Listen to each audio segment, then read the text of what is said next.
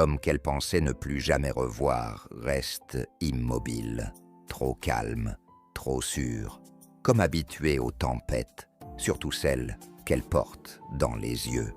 « Pourquoi es-tu revenu ?» murmure-t-elle, la voix prête à se fissurer. Il garde le silence, aucune défense, juste ce regard qui la transperce, qui réveille une haine qu'elle croyait solide, et une confusion qu'elle refuse d'admettre. C'est ici que tout commence, pas il y a 20 ans, pas le soir où sa mère avait été emmenée.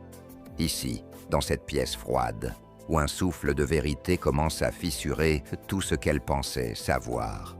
Quelques minutes plus tôt, elle avait poussé la porte de la salle de visite sans imaginer tomber sur lui.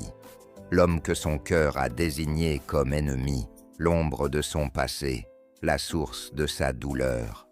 Pourtant, il est là, sans uniforme, sans grade, sans mur pour le séparer d'elle.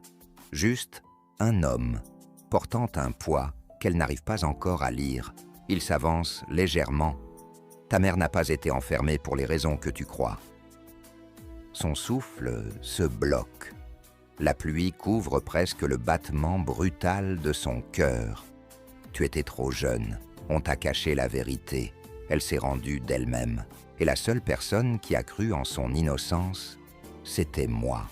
Elle se fige. Pour la première fois, elle distingue dans ses yeux une fatigue vieille de 20 ans, la même qu'elle porte dans les siens. Dans le silence qui suit, quelque chose bouge. Un fil fragile, entre la colère et la clarté. Un lien interdit, né d'un éclat de vérité. Lorsqu'elle sort de la pièce, elle sait une chose. Elle ne peut plus le détester. Et pire encore, elle ne peut plus l'effacer.